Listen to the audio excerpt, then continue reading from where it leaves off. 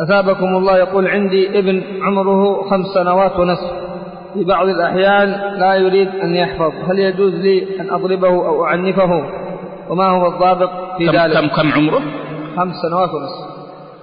لا تضربه، فإنه قد يحفظ اليوم ويكره الحفظ غدا، وهو ابن 5 سنين ليس أهلا للضرب، وابن 7 أيضا ليس أهلا للضرب، بل هذا الضرب يجرحه ويجعله يكره ما تأمره به، ولربما إذا كبر ظهرت هذه العقدة النفسية وأصبح يترك ما كنت تأمره به.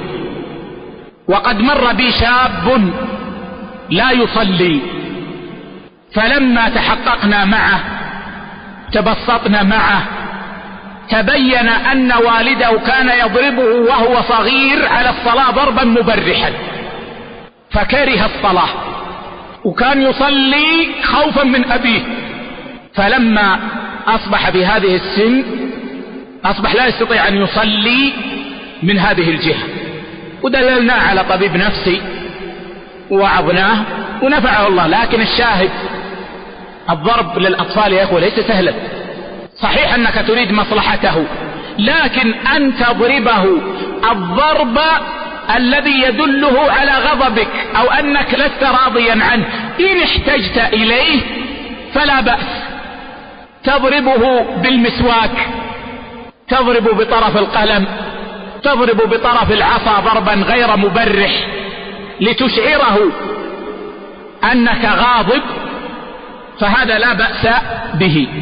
وأنا أرى والله أعلم أنه لا يجوز ضرب الصبي ما دام لا يطيق الضرب، لا يجوز.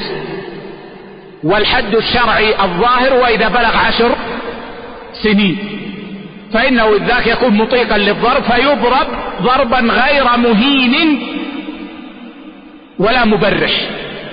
بعض الناس يهين ابنه أمام أخوانه ويأتي به أمام إخوانه ويضربه، ما يجوز، تكسره أمام إخوانه. وبعضهم يضرب ضربا مهينا، فيضرب برجله وبحذائه وبحزامه، ويضرب على الوجه ويضرب على الرأس، ما يجوز.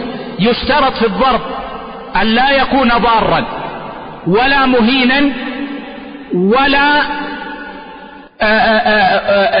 يشترط في الضرب أن لا يكون ضارا وأن لا يكون يعني مهينا للطفل، وأن لا يكون جارحا، يعني أن لا يكون زائدا عن مقدار الحاجة. والرابع أن لا يكون بسبب الغضب، مثل ما قلت لكم احيانا بعض الآباء يقولوا يريد أبرد قلبي، والله ما يجوز أن تبرد قلبك بضرب الطفل. تضرب الطفل لمصلحته إذا كان مطيقا من غير إهانة ولا ضرر. سأل الله عز وجل لي ولكم التوفيق، والله أعلم.